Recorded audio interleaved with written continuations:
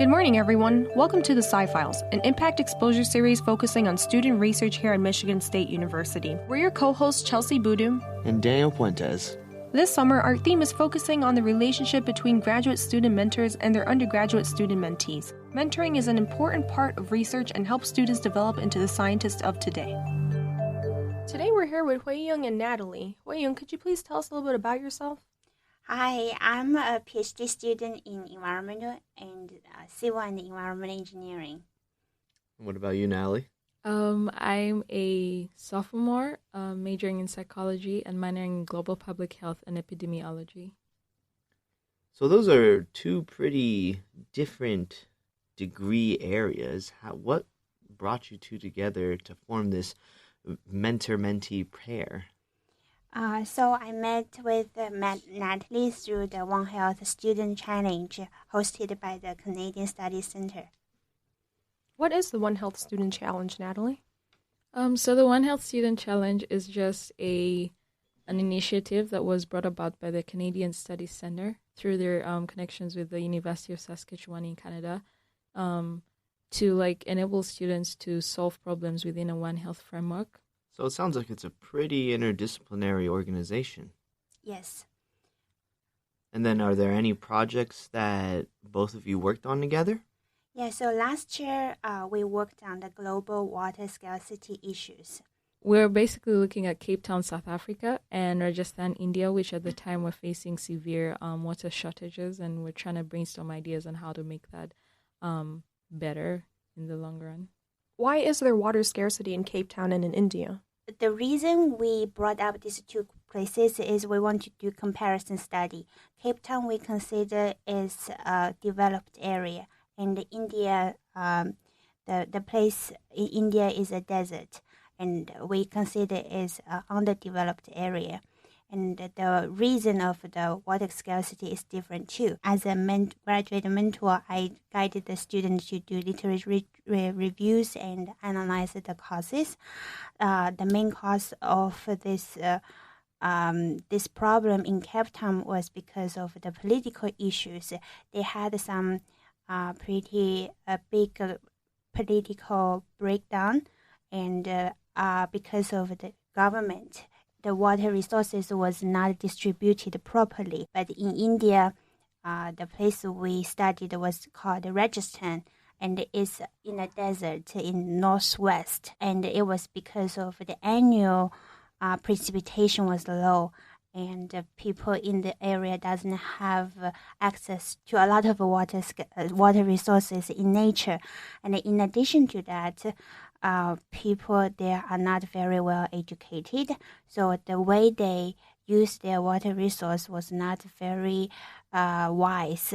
In agriculture, they waste a lot of water in the traditional water irrigation way. So that's really interesting because I was always familiar with the fact that the Indian subcontinent experiences these annual monsoons, but you're looking at a particular geographical area where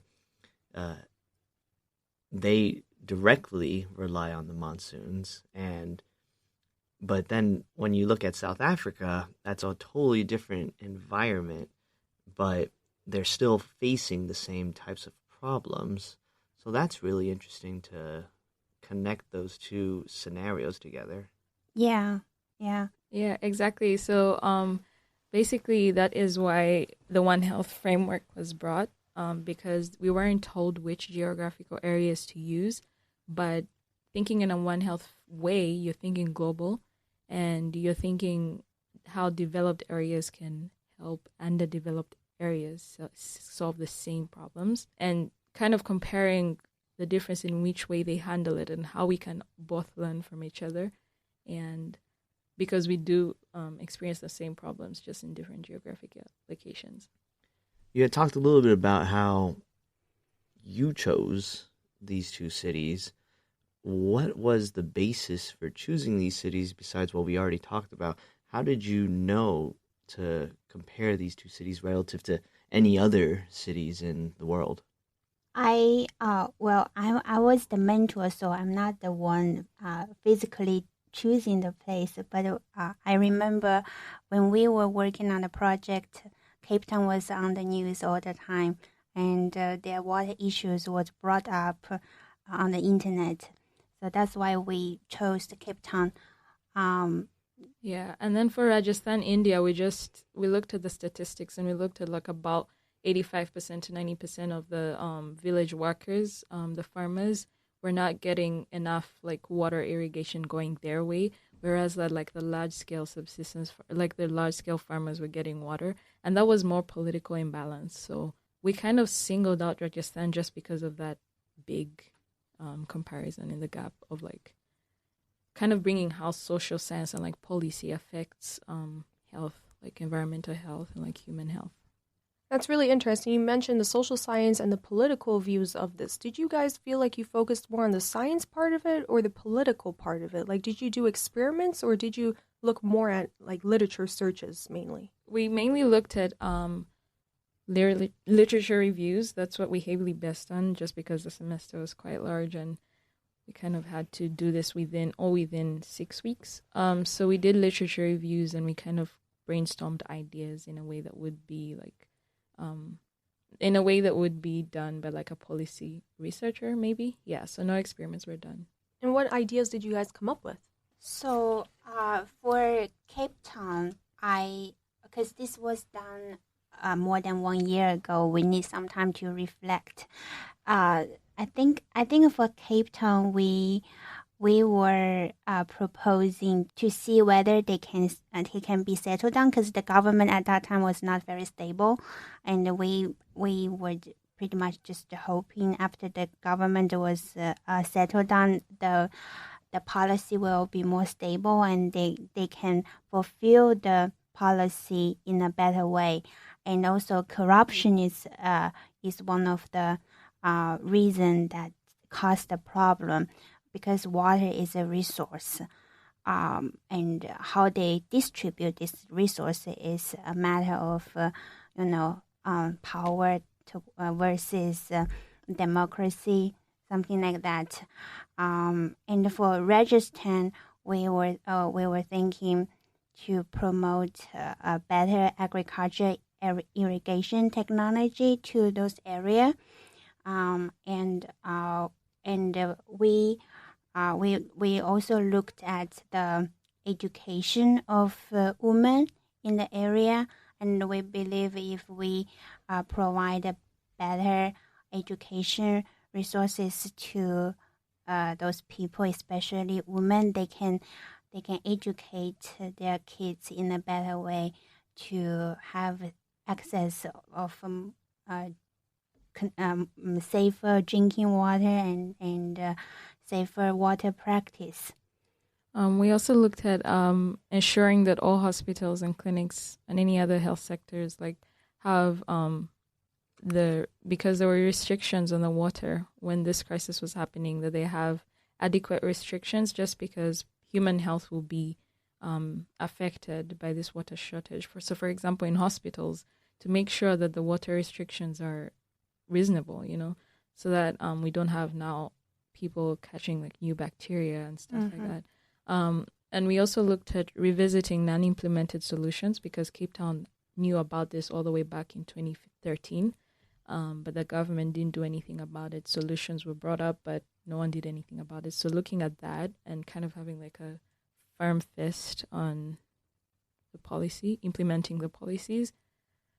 Also dispatching public health specialists and physicians, just because when the water shortages were happening, they were all thinking about like the politics side of it, but no one was thinking about the human health and the educative part that would like ensure that health is still great despite the shortage, giving the government more time to like figure out a solution long term.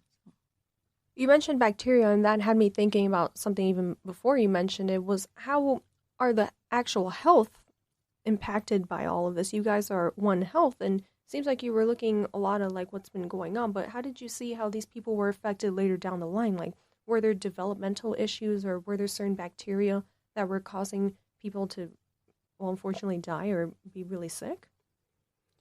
So when we talk about global water scarcity issues, it's not only about water resources, it's also about water safety. Even though we have in a place we have plenty of water, there might be little pathogens that can cause people to death.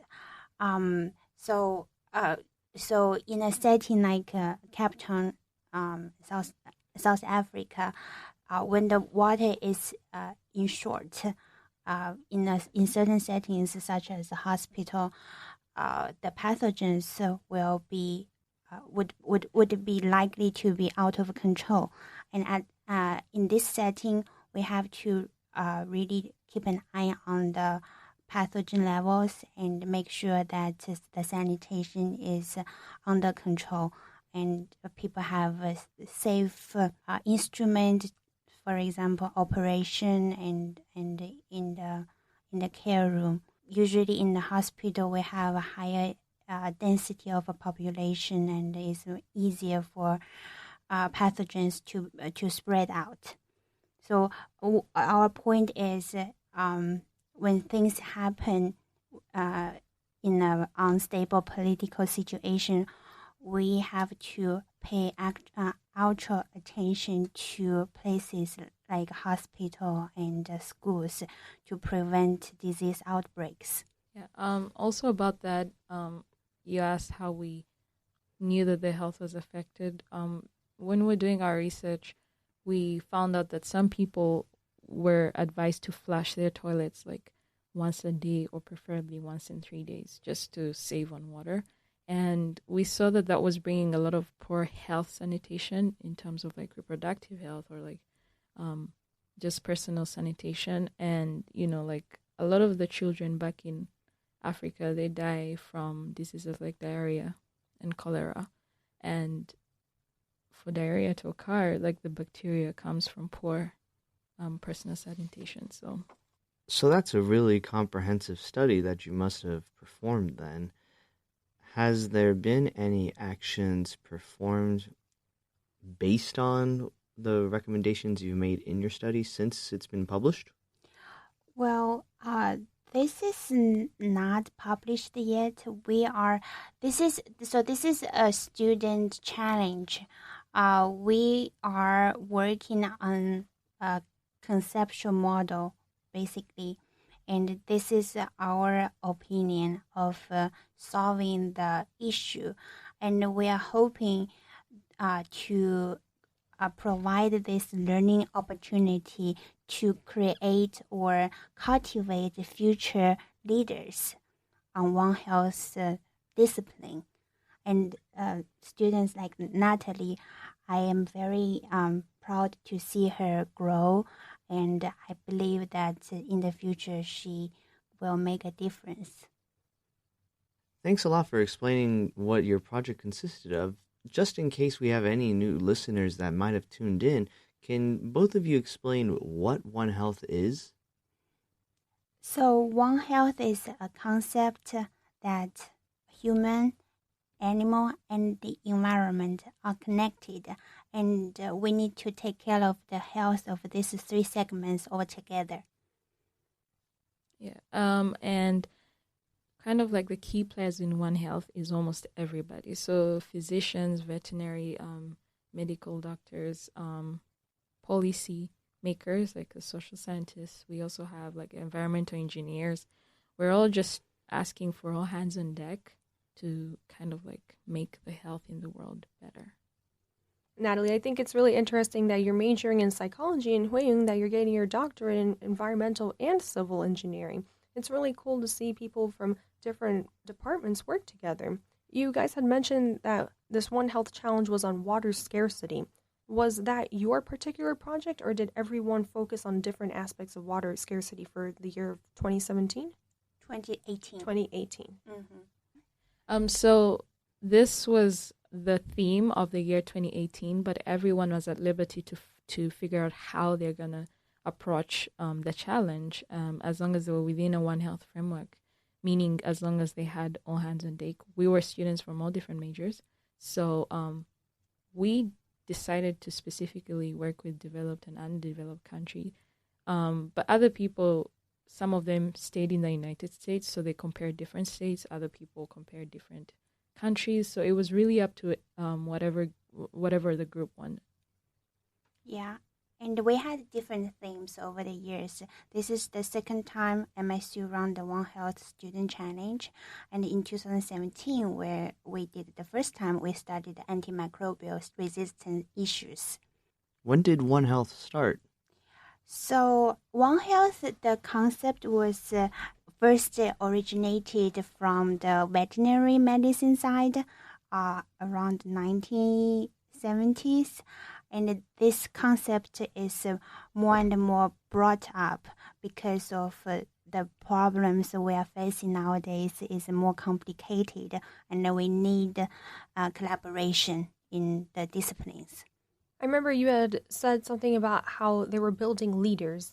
How do you feel like they helped you guys develop? Did they provide professional development experiences or workshops for you guys? I think for me, I first heard about the opportunity from my department's mail list, and I wanted to participate in the challenge, but I'm a graduate student, so the director of the Canadian Study Center offered me, would you like to be a mentor instead of the team player?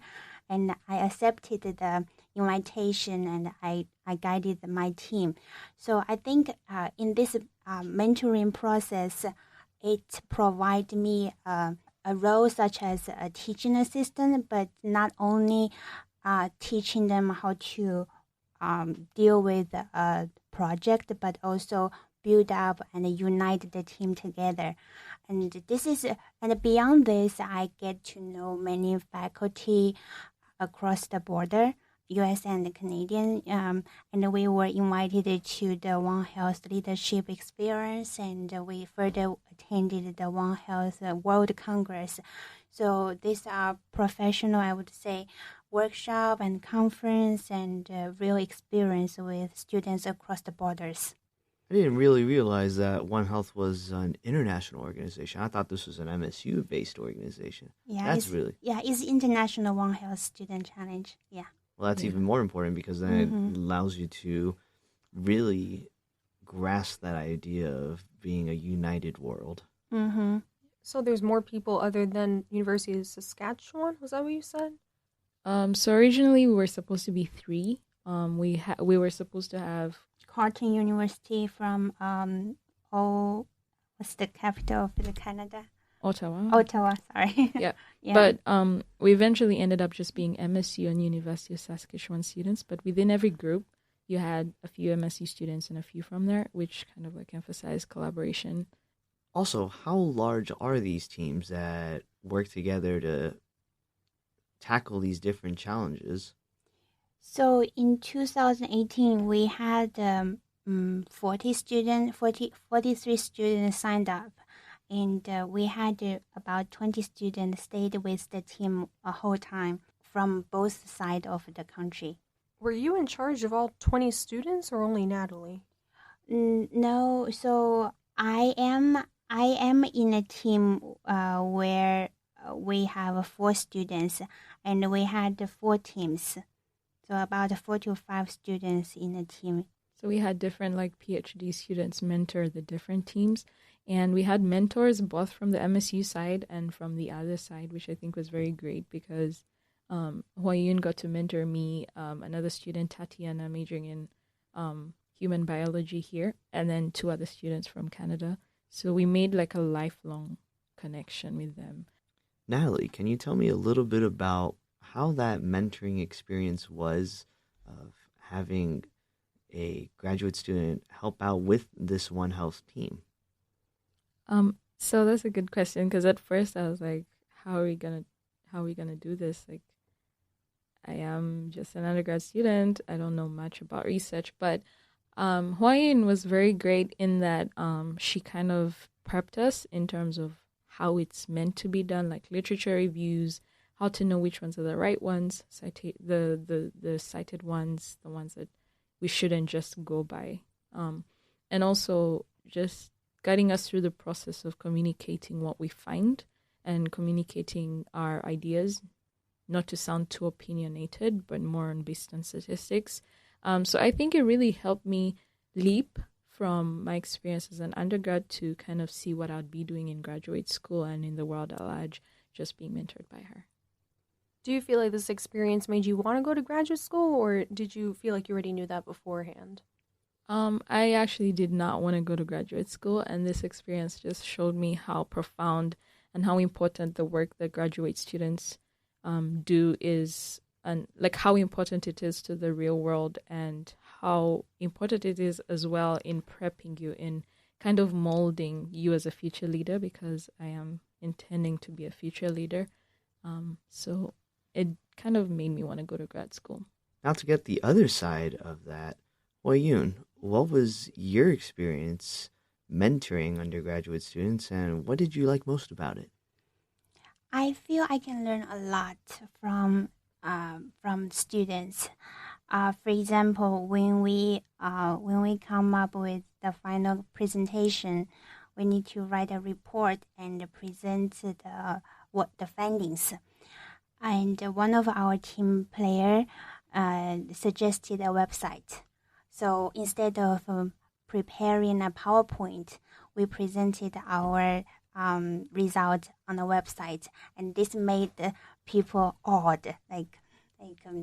It's so fancy. We can just enter a link, and then everything was listed, and with the beautiful pictures and everything. So it gave our judges a very good first impression. And by the way, we won the first prize. Congrats. Yeah, thank you. Yeah, so I think I can learn a lot. And for the first time in 2017, when we studied antimicrobial resistance, we presented our findings through a video, and that is also a novel side. That friend that suggested the website to you, did they help with the website, or did you guys just learn how to make a website from scratch? So that was one of the students from Canada, from University of Saskatchewan, and we made it ourselves. We kind of learned it on our own, which kind of is so cool, because in a digital world like this, it's very important, especially for public health specialists or agents, to be able to communicate to as many people as possible.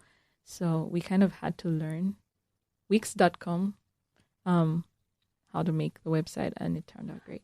Yeah, there is a template. It's like when you have your own stuff, commercial stuff, you can enter the template and put your stuff for sale.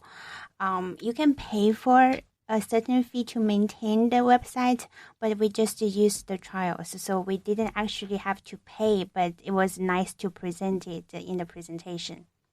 So we talked a little bit about skills that were developed during this One Health Challenge.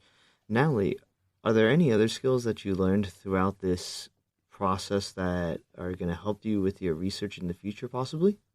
Yeah, for sure. For example, the one skill that was solidified was collaboration, because I never in my wildest dreams thought I would be able to handle a project mid-semester with people that were far away, who had busy schedules. Both of them were seniors, and with a PhD student who also had a lot of things to do.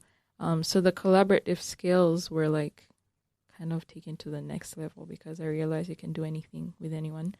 And then also like my professional networking skills, because like Huiyun mentioned, the first prize, we won the first prize. So we're able to go to the One Health World Congress in Canada, where we had scientists from all around the world, scientists from CDC, scientists from the World Health Organization, and being able to present myself in a scientific capacity, not just, relying on my charisma or anything, but like actual solid information. That has transformed my entire life, and the way I present myself to even professors asking to like do research with them. What does the future of One Health look like from this point forward? It really depends on the issue we want to solve.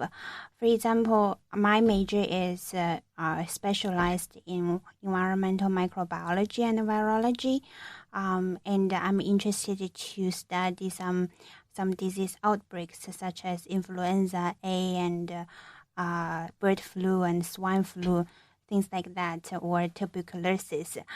And I think these diseases started from the animal side, and it can cause a great damage, pandemic damage in human society. It's transformed or translated through the environment, either through the air or through the water, through the fecal oral path of the pathogen transportation.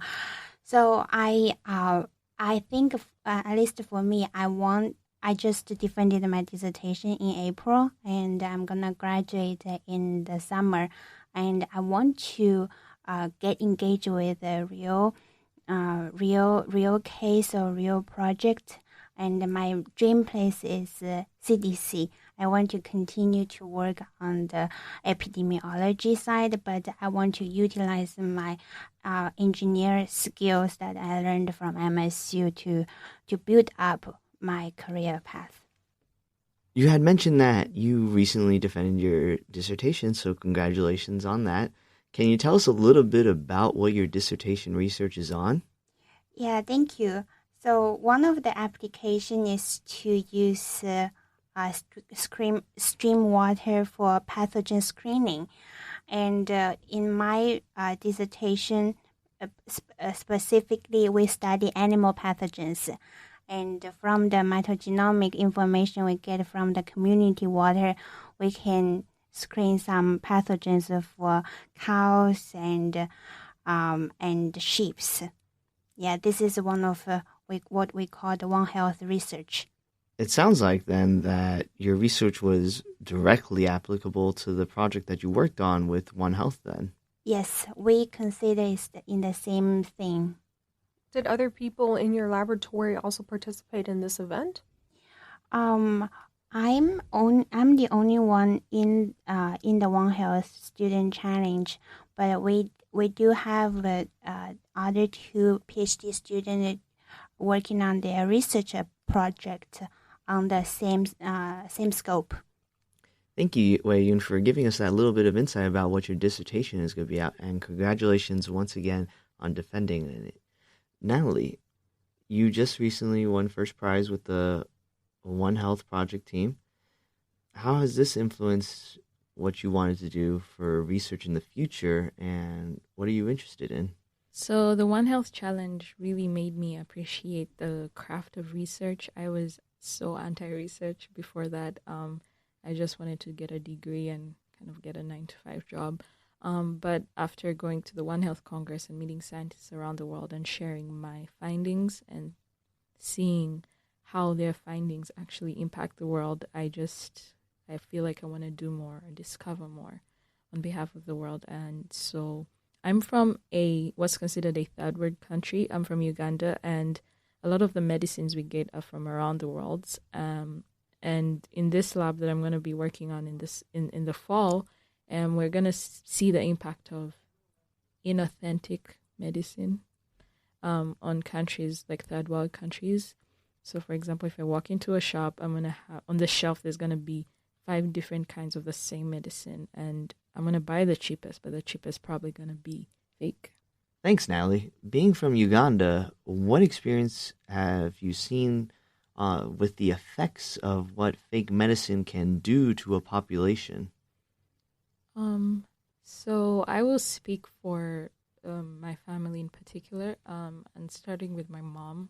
She was diagnosed with severe osteoporosis and nerve illnesses, but in terms of medicine, we kind of bought only one round from the hospital that seemed legit because it was working, but going forward, we weren't rich enough to afford that, so we had to go to the local pharmacies and trying to get the cheapest we can get of that medicine. And as soon as we started buying the other option, the cheaper option, she just got worse. And eventually, when we went to a bone specialist, he said that the medicine she was taking was not helpful, which was funny because it was the same exact medicine, but just from a different country. So what she was buying was from India because it was way cheaper, and what she was taking in the first place was from Germany. So It really goes to show that there are problems out there in the world right now. And I could understand why now that you are motivated to get involved with this kind of research to not only help address the problem, but hopefully fix the problem as well. Yeah, for sure. Because I mean, this is someone very close to me, and I have seen the effects of, the medicine that wasn't right. And not only her, my grandfather too was, every time he had a headache, we try to get the Panadol, is what we call like painkillers, back home. But we got them from like a shop down the road, which was certified to sell them somehow. But it was not the Panadol tablets that we used to. It was more round. And, it messed up his eyes, which is funny because this is a headache medicine. How does it mess up your eyes? But they did later find a connection between what he was swallowing and then his eye issues. So I think for all the families out there and just anyone, no one should have to do their best to get better and instead get worse. So I'm willing to do everything I can. I strongly believe that this research is important. The truth is really in the science, and people really need to see that there are problems out there, even though they're not seeing it every day, that they exist in other areas as well. Even though we're here in America, there are other problems. Like you guys were talking about water problems. We had that problem right here in Flint. Like with the One Health program, did you guys actually look at local areas like Flint as well? Yeah, some groups, so for example, our group, like I mentioned earlier, focused on Cape Town and Rajasthan, but one of the other groups focused on Flint and I think California as their underdeveloped area or developing area and developed area. And they did see some similarities, so. Thank you for sharing those personal accounts, Natalie. I think we can all agree that different issues like this shouldn't exist in the first place. And we're all thankful that One Health is here to help solve some of those issues at the very least and try to come up with different actions. Now, speaking of One Health, during your time, have there been any opportunities that have opened up to you because of being a part of this challenge? And well, tell us a little bit about that. I think it was a really wonderful experience to be a graduate facilitator. I learned a lot of soft skills in the Office of Canadian Studies Center. It's so important, but it's so easy to omit because usually as a graduate student in engineering, most our home is in the research lab. And we usually forget how important these soft skills are. And I think it motivated me a lot to be a leader in the field in the future. For me, as a freshman student on campus, it helped me develop a home in the Canadian Studies Center with Dr. Anne-Marie, who works in the Health Institute of Public Policy. And through our connection and through One Health program, being able to attend the One Health World Congress also enabled me to meet a professor from Princeton that offered to work with me if I ever wanted to study health and health policy and how to make these policies work in my country, which I found profound because this is more like a widespread. She's empowering me to be able to actually bring the change that I once dreamt of in my country. So, thanks for sharing that, Natalie. It's really cool that you got an opportunity from someone else, even outside of the university, and when you were just a freshman. How are there ways that we can bring the awareness of One Health to the MSU community? Like, I myself have never really heard about One Health, and how can we help spread the word? So, there is a one global health institute. Their office is in Viho, and the Canadian Study Office has a One Health program. And if you want to know more about it, you can contact these two offices. And also beyond that, there's a One Health Student Club for undergraduate.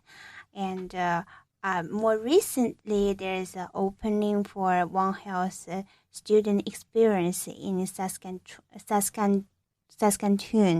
And if you are interested, the audience are interested, you can contact the Canadian Studies Center, and we can find you a way to attend the conference or workshop.